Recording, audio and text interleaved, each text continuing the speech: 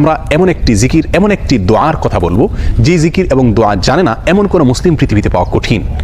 বলতে গেলে আমরা সকলেই এই দোয়া, এই জিকিরটি জানি, এই বাক্যটি মুখস্থ আমাদের আছে, কিন্তু এই বাক্যের যে ওজন, এই বাক্যের যে ওয়েট, এই বাক্যের যে গুরুত্ব, সেটা আমরা হয়তো অনেকেই উপলব্ধি করতে পারি না।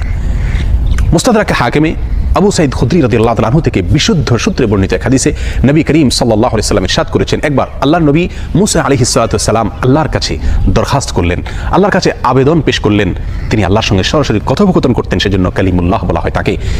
আল্লাহর সঙ্গে সরাসরি কথা বলতে গিয়ে একবার তিনি আবেদন করলেন, আল্লাহ আমাকে আপনি একটি জিকির, একটি দোয়া শিখিয়ে দিন, যে জিকির, যে দোয়া আমি সব সময় পাঠ করব, সব সময় আমল করব।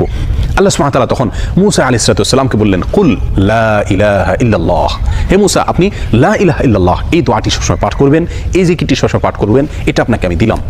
মুসা আলাইহিস সালাম কিছুটা আশ্চর্যান্বিত হয়ে আল্লাহ সুবহানাহু ওয়া তাআলাকে বলেন, আল্লাহ লা ইলাহা ইল্লাল্লাহ এটা তো এমন একটি বাক্য, এমন একটি জিকির, এমন একটি দোয়া যেটা সকলেই বলে, সব মানুষই বলে। আমি তো আপনার কাছে স্পেশাল কোনো দোয়া চেয়েছিলাম, বিশেষ কোনো দোয়া চেয়েছিলাম।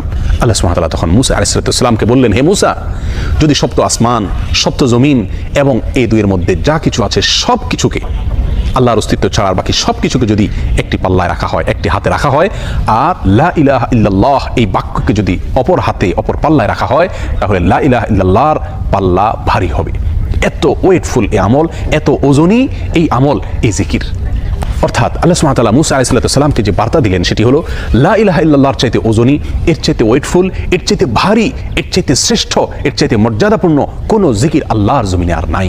প্রিয় বন্ধুগণ, মুসা আলাইহিস সালামের জন্য সবচেয়ে স্পেশাল দোয়া হিসাবে, সবচেয়ে স্পেশাল জিকির হিসাবে আল্লাহ সুবহানাহু ওয়া তাআলা যে দোয়াটি নির্বাচন করলেন, যেটাকে সবচাইতে ওজনী আমল হিসাবে আল্লাহ সুবহানাহু ওয়া তাআলা স্পষ্টভাবে ব্যক্ত করলেন, সেটি হলো লা ইলাহা ইল্লাল্লাহ।